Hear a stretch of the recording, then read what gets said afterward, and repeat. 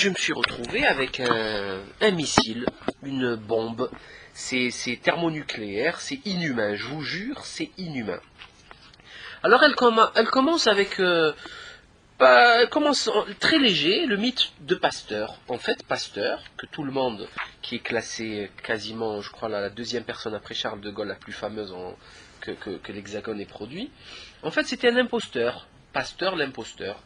C'est assez gravissime.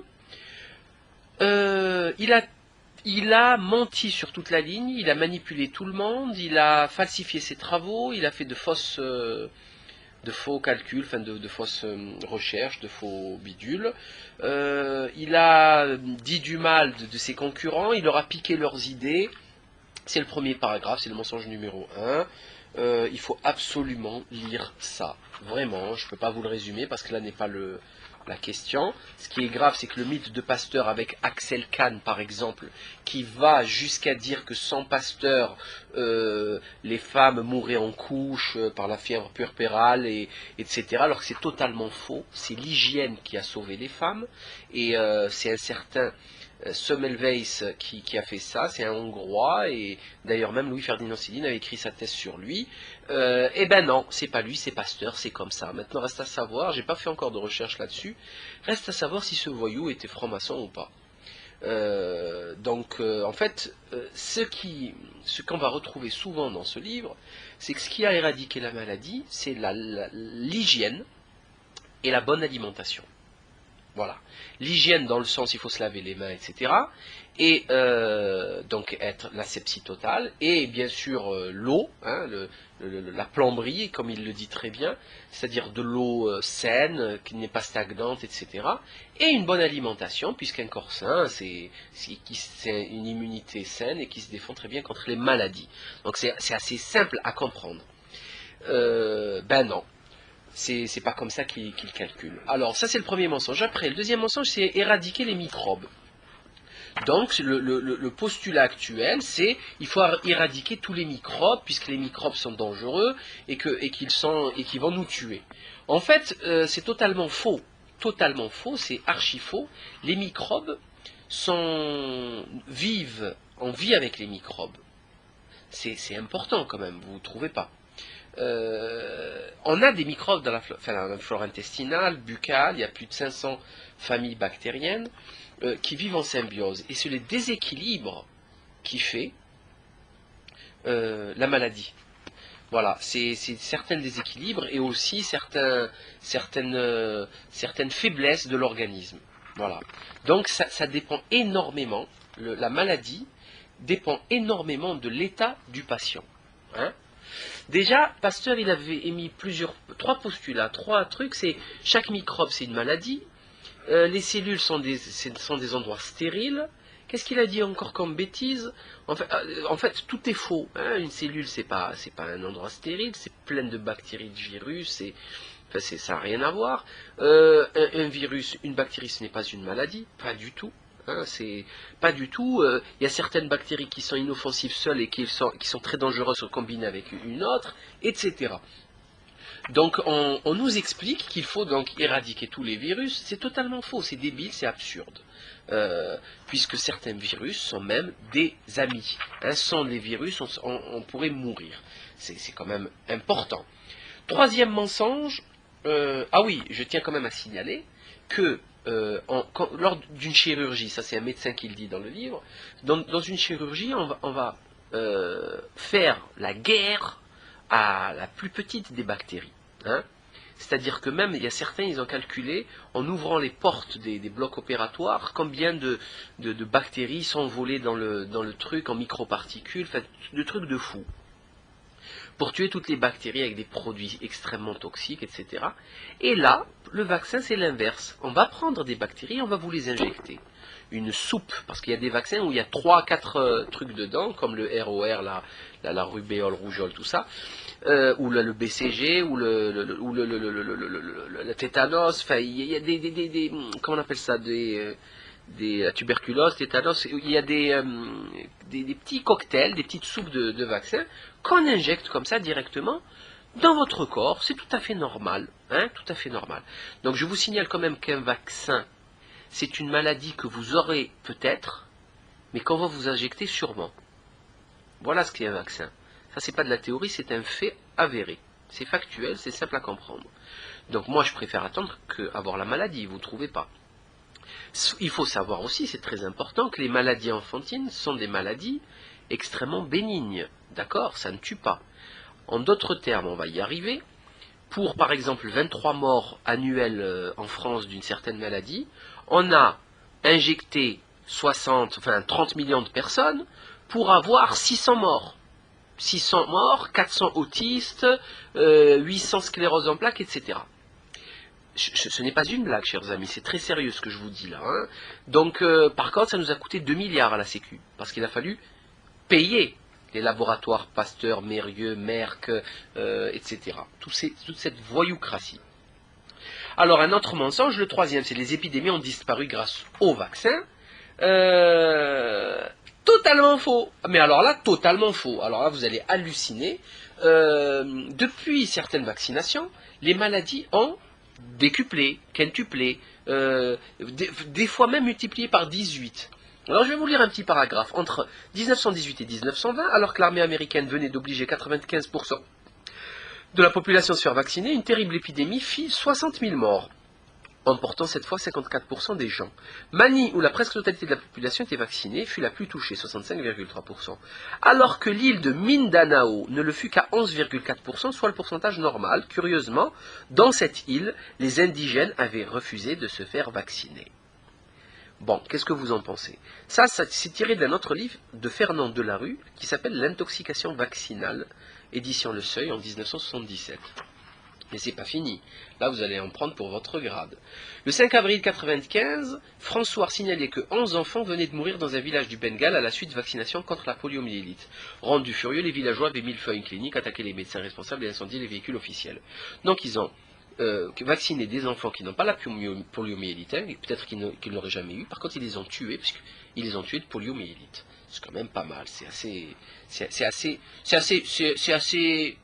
Moi je dis c'est esthétique, c'est vraiment artistique, c'est la classe. Qu'est-ce qu'ils disent aussi? Alors actuellement la Hollande possède le taux le plus bas d'Europe de mortalité par tuberculose, toujours sans pratiquer le BCG. C'est pas mal ça aussi. Recrudescence de rougeole malgré le vaccin. Hein, selon l'OMS même, le risque de contraction de rougeole est 15 fois plus important chez les vaccinés que chez les non vaccinés. C'est simple ça. Vous trouvez ça normal? 15 fois plus important chez les vaccinés que les non-vaccinés. Les rougeoles ont été 18 fois plus nombreuses aux USA en 90, 27 672 cas qu'en 83, malgré une vaccination systématique contre la maladie depuis 78. Ils l'appellent même la maladie des vaccinés. C'est énorme. La Suède a abandonné ce vaccin dès 70 et l'Allemagne dès 75. Le ministre allemand de la Santé avait déclaré à l'époque « Son efficacité médicale n'est pas prouvée, tandis que sa toxicité est démontrée. » Voilà, c'est clair. En page 66, en résumé, une couverture vaccinale élevée n'empêche pas la survenue d'épidémies récidivantes de rougeole, avec des forts taux de complications, comme le prouvent toutes les études. Mais on continue sereinement à administrer ce vaccin et à l'exiger pour l'admission en crèche, ou devrais-je dire mangeoire à bestiaux, puisque c'est la signification du mot crèche. Puisqu'il fait partie du règlement intérieur des crèches, vous ne rentrez pas le petit s'il n'a pas le vaccin. Donc, on le pousse à tuer son enfant, quoi, quelque part, à ce qu'il prenne des risques. C'est totalement illégal, donc ça vous pousse encore à emmener vos enfants à la crèche. Moi je dirais plutôt c'est une occasion rêvée de s'occuper soi-même de ses enfants, comme ça au moins vous n'êtes même pas obligé de les vacciner, de leur donner toute cette saloperie. Autre chose, dans un rapport californien sur les maladies contagieuses, on peut lire les chiffres 0 à côté de la poliomyélite, mais un astérisque indique « Ces cas sont à présent classés sous la rubrique des méningites. Voilà comment on éradique certaines maladies grâce à des mensonges patents. » Donc, pour dire que la polio, elle a disparu grâce à la vaccination, on ne va plus la classer dans vaccination, on va la classer dans méningite. Du coup, polio, ça va faire 0. Voilà, des petites astuces. Georges Bernard Shaw avait même déjà dénoncé ces diagnostics en Angleterre et qui disait pendant la dernière épidémie importante à la fin du siècle, j'étais membre du comité de santé de la Cité de Londres et j'ai ainsi appris comment les statistiques préservaient la bonne réputation de la vaccination en diagnostiquant tous les cas comme des eczémas, des éruptions varioloïdes et bien d'autres maladies, mais surtout pas la variole. Donc ça c'est la fameuse technique de l'INSEE et tout ça, la manipulation des chiffres. Vacciner un enfant, c'est le protéger. Ça, c'est le truc, la culpabilisation qu'on va donner aux parents. Vous n'allez pas laisser votre fils, il peut mourir, etc. On va dire on va sortir des chiffres. Le problème, c'est que Hippocrate disait déjà à l'époque, le corps fait une maladie pour se guérir. Vous savez qu'il y a certaines maladies de l'enfance, dès qu'on les a, après on est immunisé. Donc il suffit juste de s'occuper du petit correctement, de bien le nourrir, et voilà, c'est tout. Et en fait, rien ne se passe, tout se passe très très très très très bien. Alors, autre chose, la vaccination antivariolique a rendu plus virulent le bacille de Koch, ce qui explique le fléau de la tuberculose au XIXe siècle.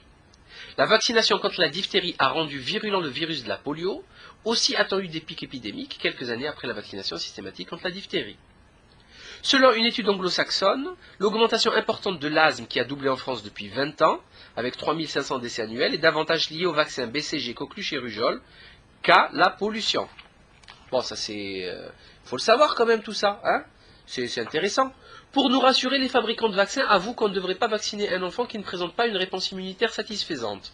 Mais il y a là une contradiction, car d'après le rapport du comité médical de la Fondation de la déficience immunitaire publié en 1992, la plupart des déficiences immunitaires ne peuvent pas être décelées en dessous de 1 an, parce que le système immunitaire n'est pas complet.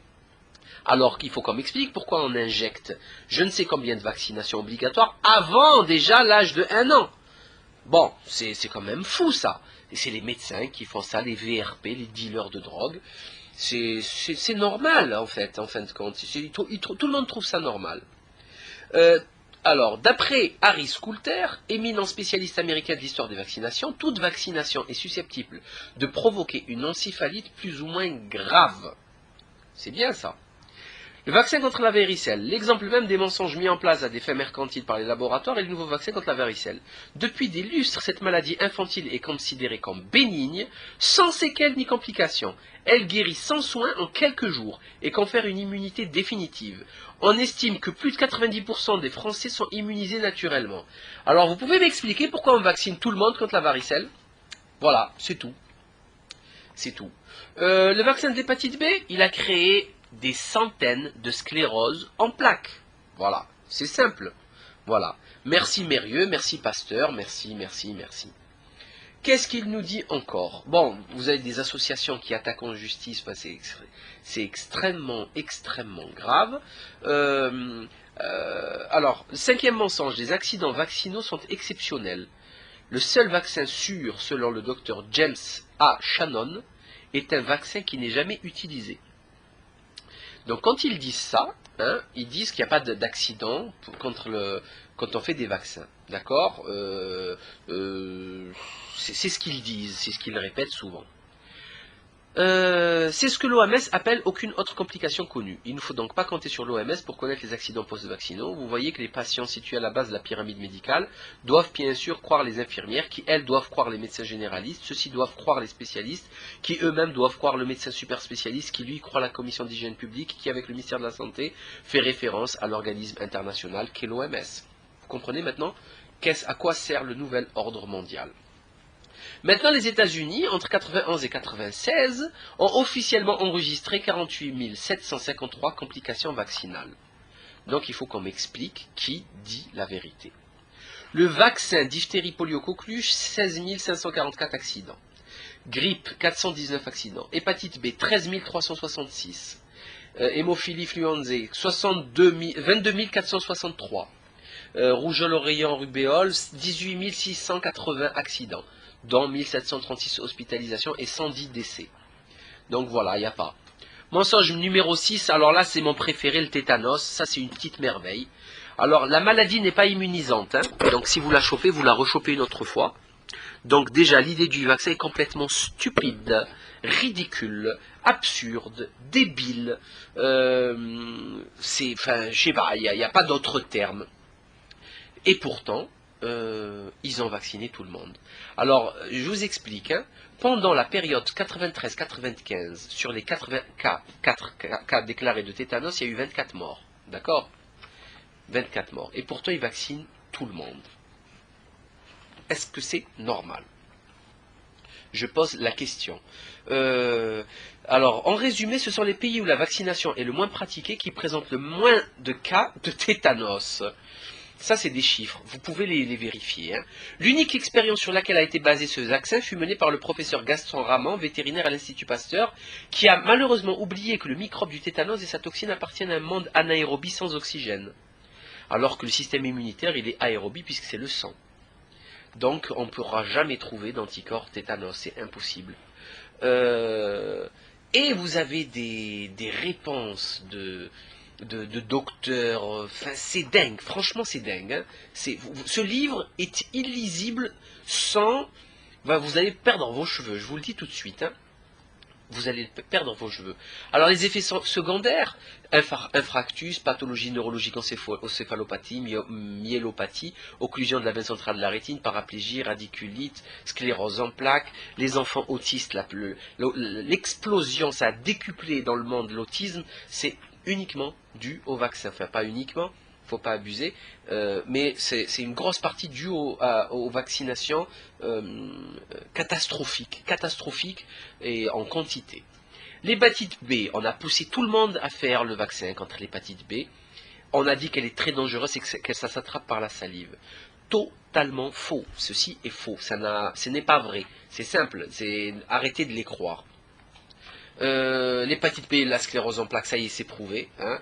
C'est elle qui crée, puisque le corps va créer une maladie auto-immune, il va attaquer la myéline des axones et il va créer donc la sclérose en plaques, etc., etc. Il y a plein de références, tous les chiffres sont donnés. Moi, je vous conseille franchement de faire très attention à ce genre de hasard malencontreux. Je vous invite à lire ces bouquins et à faire très attention.